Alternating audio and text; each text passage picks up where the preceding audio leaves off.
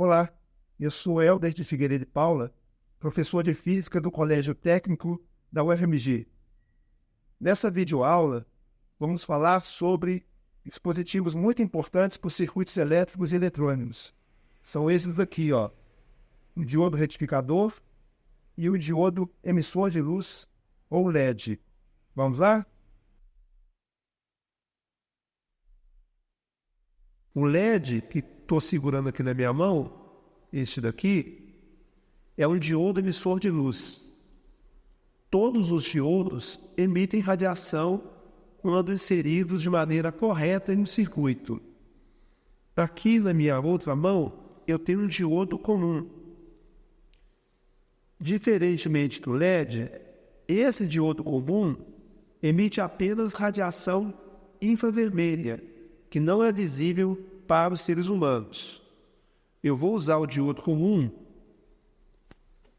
para montar um circuito com essa associação de pilhas, essa lâmpada de lanterna e um medidor de corrente elétrica, que é o amperímetro.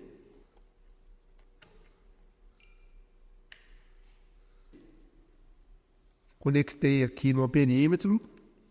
Vou usar uma garra jacaré para me ajudar nessa conexão do diodo com o negativo da associação de pilhas. Vou ligar agora a lâmpada de lanterna e fechar aqui o circuito no medidor de corrente. Notem que a lâmpada não brilha e o medidor marca 0 ampere. Vou então inverter a ligação do diodo. Não sei se vocês conseguem ver, mas aqui no diodo, no lado de cá, perto dessa garra, eu tenho uma faixa cinza. Essa faixa cinza não existe do outro lado. Ela é utilizada para diferenciar os dois terminais do diodo.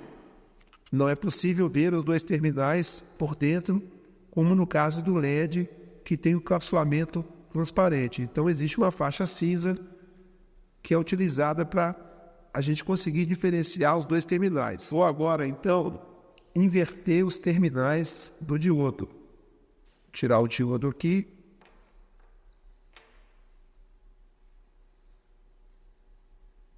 E inverter os terminais.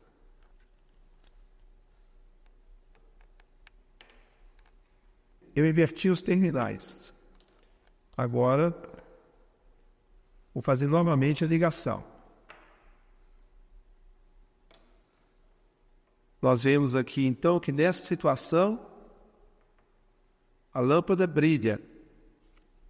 E é possível medir uma corrente, observar aqui no medidor uma corrente elétrica. Sem o diodo retificador, um computador jamais poderia ser ligado na tomada de nossas casas. O LED, por sua vez, é uma das fontes de energia luminosa mais eficientes que existe. Por essa razão, as lâmpadas de LED, como essa daqui, substituíram as lâmpadas fluorescentes, como essa daqui, que já haviam substituído as lâmpadas incandescentes, como essa daqui. Agora que eu já falei sobre a importância do diodo retificador e do diodo emissor de luz, o LED, vou mostrar a ciência que está por trás da fabricação desses dispositivos. Para começar, vou falar do silício, que é o elemento mais utilizado na fabricação de diodos e é também o segundo elemento mais abundante na crosta terrestre. Para falar do silício, vou começar com a tabela periódica. Eu vou usar a lupa dessa primeira tabela para encontrar a posição do silício. Clico aqui na lupa, apareceu aqui esse campo onde eu vou escrever a palavra silício. Ó, nem terminei de escrever a palavra e já apareceu aqui, ó. O silício está na 14ª coluna, na segunda linha. Agora que eu já sei onde fica o silício, vou abrir uma segunda tabela periódica e vou clicar aqui no silício. essa tabela periódica me mostra uma imagem aqui com animação do átomo de silício. Vou interromper a animação e isso dá o átomo de silício. Está aqui, ó, número atômico 14. Eu te aconselho a pausar esse vídeo e explorar as duas tabelas. Aconselho a fazer o mesmo toda vez que estiver usando um aplicativo de computador. Os endereços na internet de todos os aplicativos que eu utilizarei estão na descrição desse vídeo. Note que o átomo de silício, aqui onde eu estou passando o mouse, tem número atômico 14. Ele tem 14 prótons no núcleo, 2 elétrons na primeira camada, 2, 3, 4, 5, 6, 7, 8 elétrons na segunda camada e 2, 3, 4 elétrons na terceira e última camada.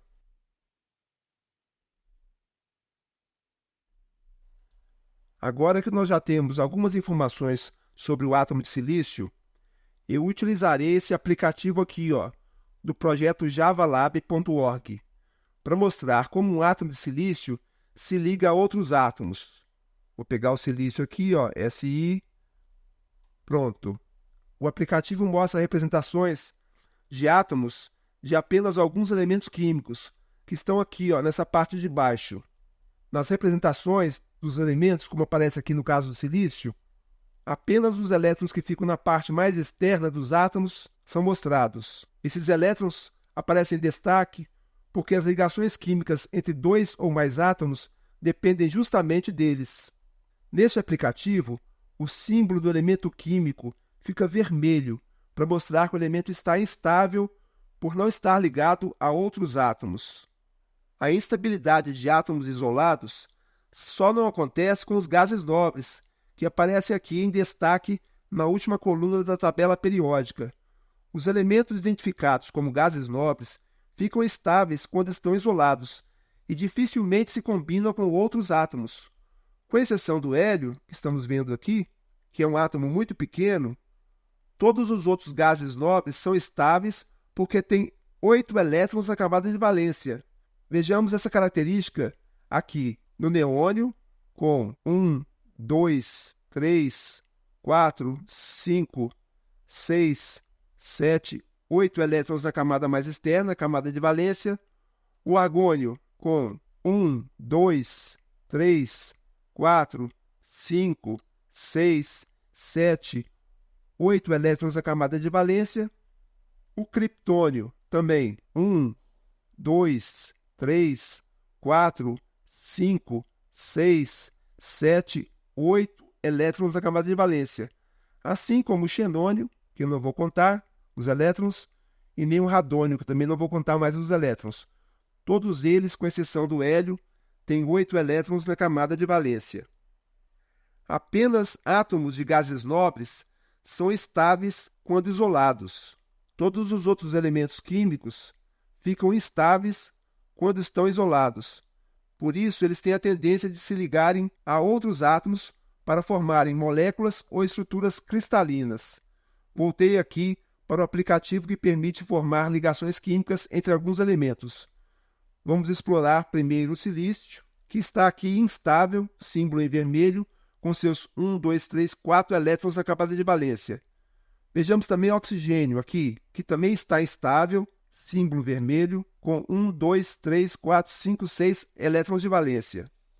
Vejamos só o que acontece agora quando eu pego um átomo de silício e junto com 2 átomos de oxigênio. Vejam que todos os 3 elementos têm símbolos agora em preto. Eles ficaram estáveis. Vou mostrar mais 2 exemplos de aplicação da regra do octeto. Vou reinicializar aqui. Os exemplos são a formação da molécula de água e a formação do cloreto de sódio, que é o sal de cozinha. Você pode pausar esse vídeo e usar o aplicativo para encontrar outros exemplos da regra do octeto diferentes desses 2. Para formar a molécula de água, eu vou ligar aqui, ó, um átomo de oxigênio e 2 átomos de hidrogênio. 2. Aproximo aqui o hidrogênio do lado de cá. o hidrogênio do lado de cá, e agora eu tenho a molécula de água. O aplicativo mostra que os 3 átomos ficam estáveis, porque não temos mais os símbolos representados na cor vermelha. Note que o hidrogênio atingiu estabilidade sem exibir 8 elétrons na sua parte mais externa. Tem aqui o hidrogênio, ó, 2 elétrons, um próprio e um compartilhado com o oxigênio. O hidrogênio é um dos poucos elementos que descumprem a regra do octeto. O descumprimento da regra pelo hidrogênio pode ser explicado em função do pequeno tamanho do núcleo, que contém apenas um próton. Com 2 elétrons próximos ao núcleo, o hidrogênio fica tão estável quanto o gás nobre hélio. Agora o cloreto de sódio. Vou pegar então um átomo de cloro, que tem 1, 2, 3, 4, 5, 6, 7 elétrons na última camada, camada de valência, e um átomo de sódio, Na, que tem um único elétron na parte mais externa. Se eu aproximo esses 2 átomos, dá para ver, olha, o tamanho do átomo de sódio que está instável. Quando ele se liga ao cloro, ó, ele fica menor, porque, na verdade, ele perdeu o seu elétron mais externo. O cloro ficou estável e agora tem 1, 2, 3, 4, 5, 6, 7, 8 elétrons na camada mais externa. Os 2 átomos atendem aqui a regra do octeto e ficaram estáveis com essa ligação.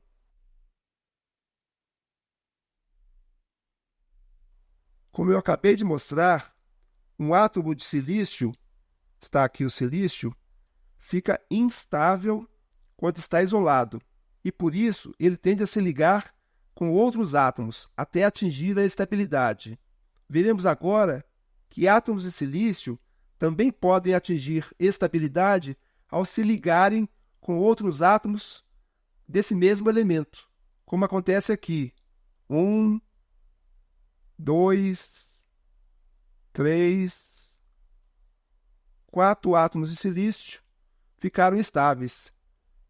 Podemos ver aqui que a estabilidade foi atingida porque cada átomo de silício agora apresenta 8 elétrons em sua camada mais externa, que é a condição exigida pela regra do octeto. Esse átomo aqui tem 1, 2, 3, 4, 5, 6, 7, 8 elétrons na sua parte mais externa. Este outro aqui também, 1, 2, 3, 4, 5, 6, 7, 8. Todos eles têm 8 elétrons na sua parte mais externa. Então vamos lá. Agora temos aqui na tela vários átomos de silício isolados. Quando muitos e muitos átomos se organizam de forma a compartilharem seus elétrons de valência e obedecem à regra do octeto, nós obtemos um cristal de silício cuja estrutura atômica está mostrada nessa figura aqui. Vejam só, cada um desses átomos está ligado a outros átomos e com essas ligações eles conseguem ficar com 8 elétrons na sua parte mais externa. Se esse cristal, feito com esses átomos, for inserido em um circuito elétrico à temperatura ambiente, o cristal vai atuar como um material isolante. Há, no entanto, formas de modificar esse cristal de maneira a torná-lo condutor de eletricidade na temperatura ambiente. Na próxima parte desse vídeo, mostrarei como isso pode ser feito e por que isso é importante.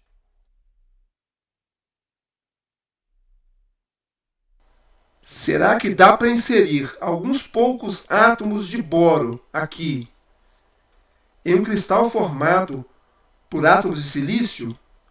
A resposta é positiva e eu já vou mostrar para que serve essa operação. Antes, eu vou encontrar o boro na tabela periódica.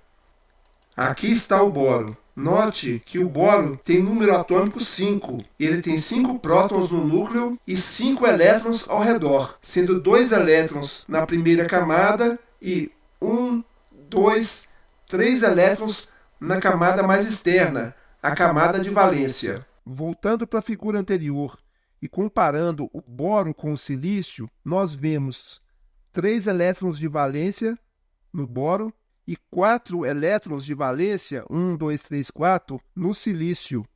Ao inserir alguns poucos átomos de boro em um cristal de silício, o resultado é a produção deste material que aparece na tela agora.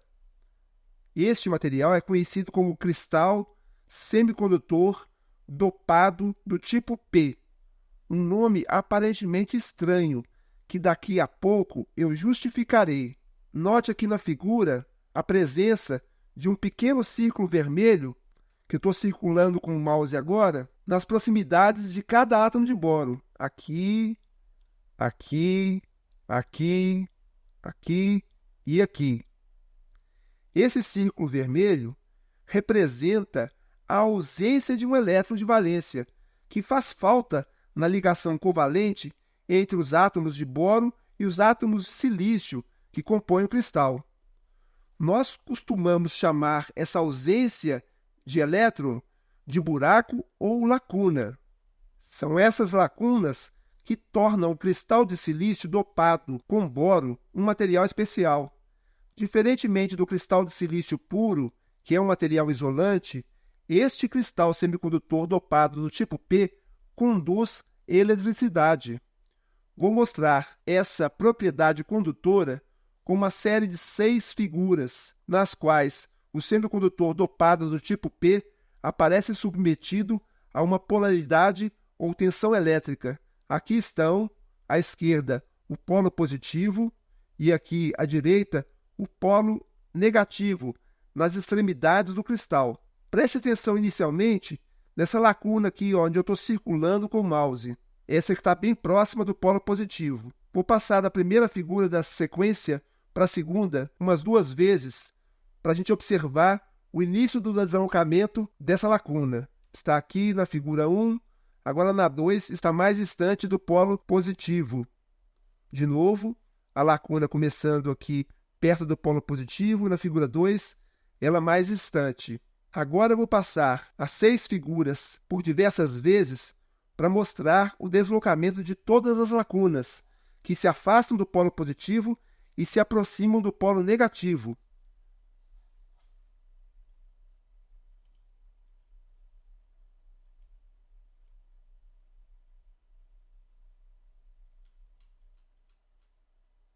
Mais uma vez.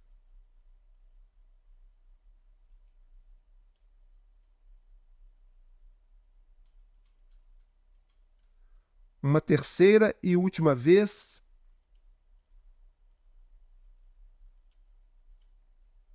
Esse deslocamento das lacunas é que dá sentido ao nome deste material, semicondutor tipo P, onde a letra P da palavra positivo indica que as lacunas parecem se comportar como cargas positivas.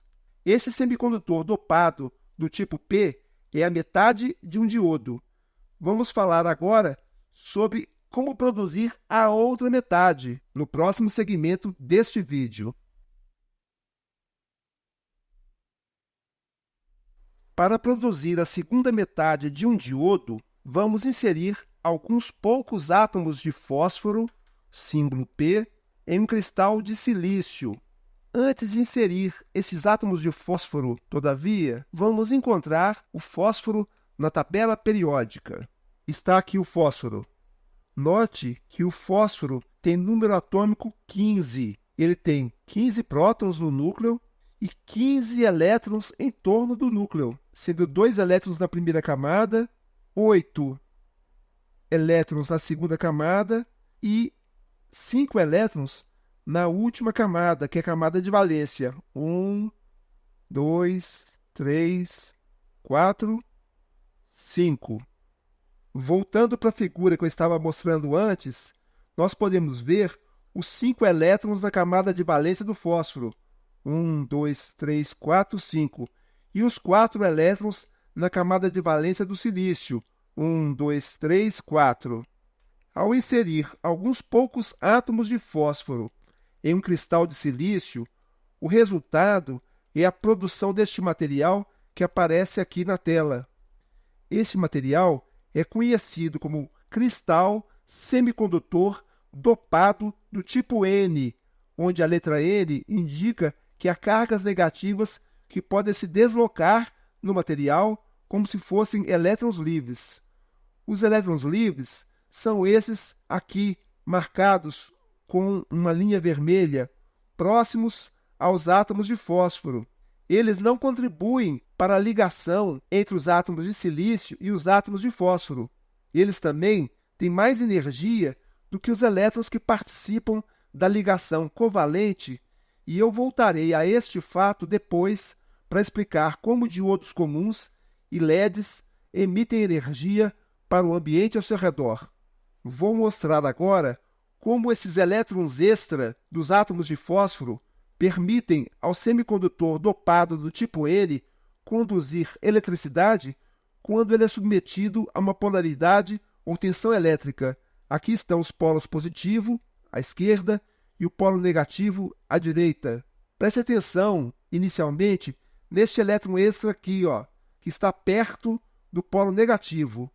Vou ir e voltar da figura 1 para a figura 2 várias vezes para mostrar como esse elétron extra que está aqui, mais à direita, se desloca no início do movimento. Vejam que ele está se afastando do polo negativo.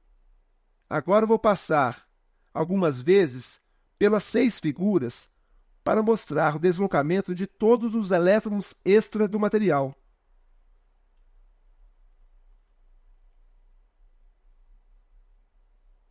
Uma segunda vez. Uma terceira e última vez. Notem que os elétrons extra se afastam do polo negativo e se aproximam do polo positivo.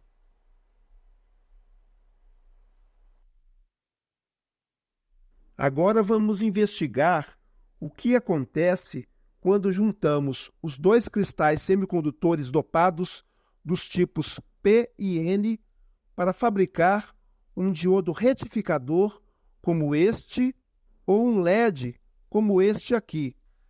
Nesta figura que aparece agora na tela, eu mostro uma situação na qual os dois semicondutores dopados foram aproximados, mas ainda se encontram separados por um fino material isolante que está aqui no meio, isso aqui.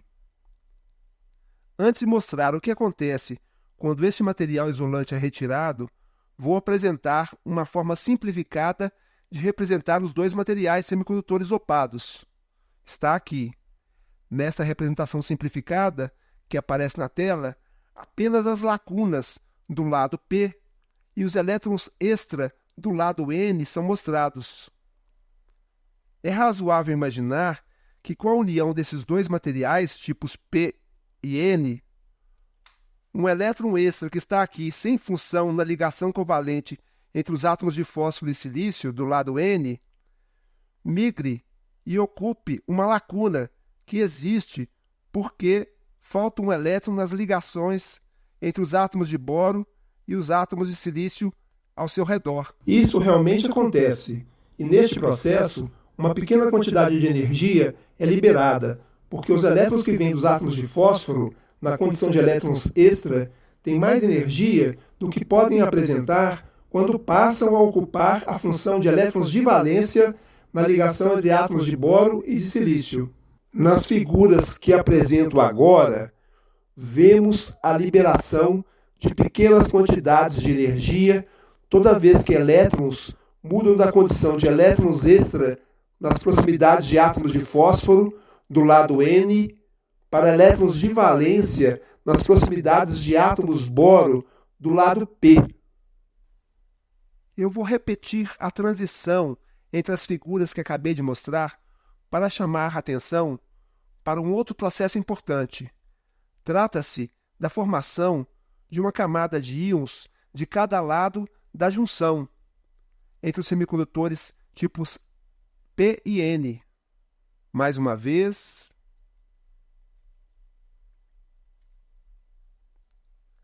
As camadas de íon se formam devido aos seguintes processos. Primeiro processo. Quando um elétron como este aqui, onde eu estou passando o mouse, sai de um átomo de fósforo, o átomo de fósforo sem esse elétron passa a ter apenas 14 elétrons ao redor de um núcleo que tem 15 prótons. Isso transforma o átomo neutro de fósforo em um íon positivo. Segundo processo, quando o átomo de boro recebe um elétron que veio do lado N, este elétron aqui, que não tinha aqui nessa primeira situação, esse boro se transforma num íon negativo. Afinal, o átomo de boro, que recebe um elétron a mais, passa a ter 6 elétrons e apenas 5 prótons no seu núcleo. A migração dos elétrons extra do lado N para o lado P acontece até que essas camadas de íons aqui, dentro desse retângulo azul, fiquem espessas o suficiente para impedir a migração de novos elétrons. As camadas de íon formam, então, uma barreira que impede a migração de cargas elétricas entre os lados N e P. Essa barreira, no entanto, pode ser modificada caso a junção entre os cristais P e N seja colocada em um circuito elétrico, como o que está mostrado nessa imagem. Vejam que, por enquanto, nenhuma mudança aconteceu nos cristais, porque a bateria, aqui embaixo, ainda não foi ligada ao circuito. Vejam também que a bateria pode ser ligada de duas formas, com o polo positivo aqui em cima voltado para o semicondutor tipo P, ao girarmos essa seta curva no sentido anti-horário, ou com o polo negativo voltado para o semicondutor tipo P, ao girarmos a seta aqui no sentido horário. Esta figura agora mostra que a barreira de íons criada aqui na junção entre os dois semicondutores dopados diminui quando ligamos o polo positivo da bateria no cristal tipo P e o polo negativo da bateria no cristal tipo N. Essa redução da barreira acontece porque o polo positivo da bateria retira elétrons do lado P e forma novas lacunas neste material. Enquanto isso, o polo negativo da bateria introduz mais elétrons no cristal tipo N, que diminuem o número de íons positivos na junção entre os dois cristais. A redução da barreira de íons na junção entre os dois cristais permite que o circuito seja percorrido por uma corrente elétrica, que aparece indicada na figura por meio de setas. Eu vou recorrer agora a um aplicativo do projeto javalab.org para mostrar essa corrente elétrica. O aplicativo diodo que aparece agora na tela mostra que o ato de ligar o polo positivo da bateria no cristal tipo P e o polo negativo da bateria no cristal tipo N faz surgir uma corrente elétrica em todo o circuito. Essa corrente elétrica se mantém porque a bateria continuamente retira elétrons aqui na extremidade esquerda do cristal tipo P, bem como insere elétrons do outro lado na extremidade direita do cristal tipo N. A animação mostra também que as lacunas criadas no lado P se movem dentro do cristal, ao mesmo tempo que os elétrons inseridos no lado N também se movem dentro do material. Vamos voltar agora para a situação na qual a bateria não está ligada ao circuito. O que será que acontece caso o polo positivo aqui da bateria seja ligado ao cristal tipo N e o polo negativo seja ligado ao cristal tipo P? Quando fazemos essa ligação no aplicativo, nós não vemos muita coisa acontecer, a não ser o fato de que não há mais passagem de corrente elétrica no circuito. Por isso, eu usarei novamente as figuras estáticas que mostram as camadas de íons criadas na junção entre o cristal tipo P e o cristal tipo N. Transitando agora algumas vezes dessa figura que mostra o circuito desligado Para a figura que mostra o circuito ligado com o diodo polarizado da forma invertida, estão transitando desligado, ligado de forma inversa, desligado, ligado de forma inversa. Então, transitando algumas vezes por essas figuras, podemos observar que a barreira de íon criada na junção entre os cristais aumenta quando o polo negativo da bateria é ligado ao cristal tipo P, enquanto o polo positivo da bateria é ligado ao cristal tipo N.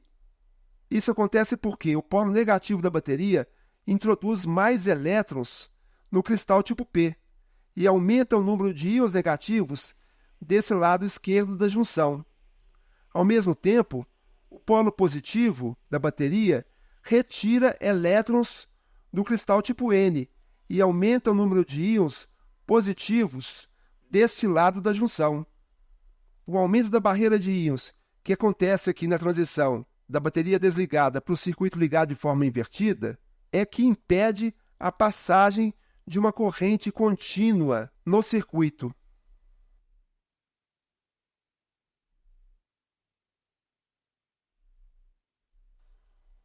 O aumento da barreira de íons e o impedimento da passagem de corrente elétrica na situação em que ligamos a bateria ao diodo de forma invertida tem uma função muito importante para a construção de circuitos elétricos e eletrônicos.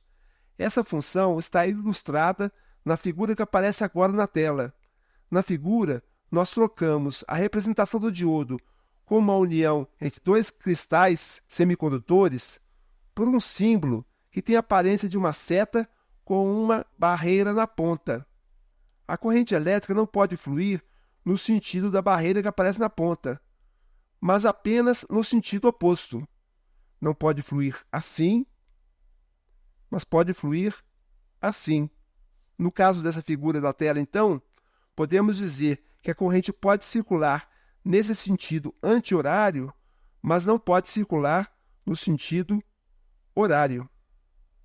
Para explicar por que é tão importante essa função dos diodos, vou mostrar primeiro a diferença entre, por um lado, tensão ou corrente alternada, que aparece aqui nesse circuito do lado esquerdo da tela, e, por outro lado, a tensão ou corrente direta, que aparece aqui neste circuito do lado direito da tela.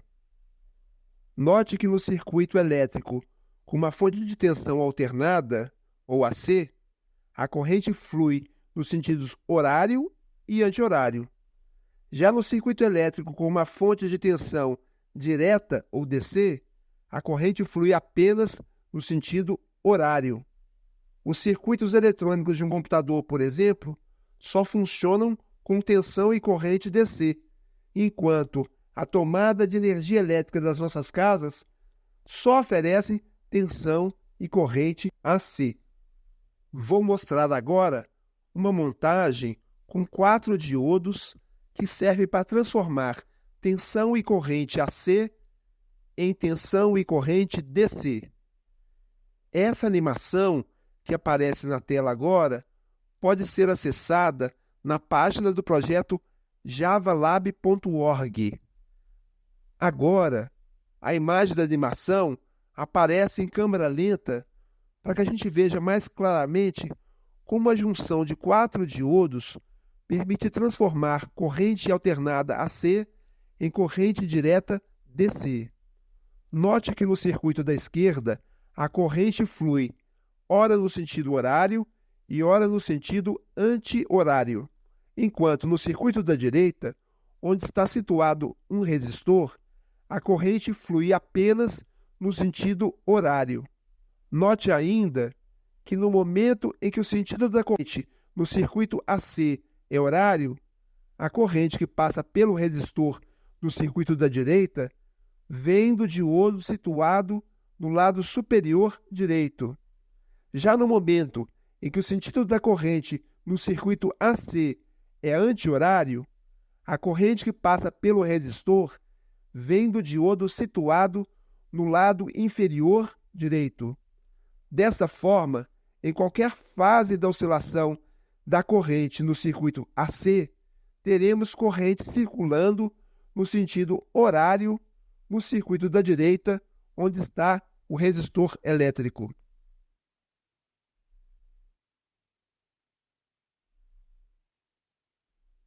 Voltarei agora à animação que mostra a polarização de um diodo sendo feita de forma correta em um circuito elétrico.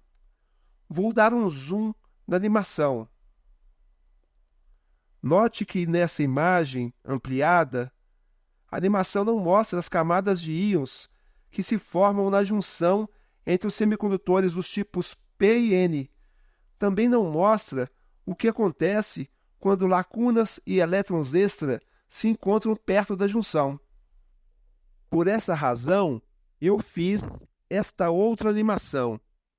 Nela, eu mostro o deslocamento de lacunas da esquerda para a direita no cristal tipo P, bem como o deslocamento de elétrons da direita para a esquerda no cristal tipo N. Quando as lacunas e os elétrons se encontram na junção entre os dois cristais, a animação mostra que tanto as lacunas quanto os elétrons desaparecem, fazendo surgir pequenas quantidades de energia que saem do diodo. Este desaparecimento pode ser explicado do seguinte modo: os elétrons que viajam no cristal tipo N são elétrons extra situados em átomos de fósforo. Quando eles passam para o lado P, eles cancelam lacunas que existem nas ligações covalentes entre átomos de boro e silício. Para ocupar a função de elétrons de valência, eles precisam liberar energia, e é essa energia liberada que é mostrada como essas pequenas ondinhas que saem do diodo. Essas ondinhas têm frequência na faixa do infravermelho, no caso dos diodos comuns, e na faixa da luz visível, no caso dos LEDs. Então é isso aí. Espero que vocês tenham gostado desta aula sobre diodos retificadores e diodos emissores de luz. Até mais!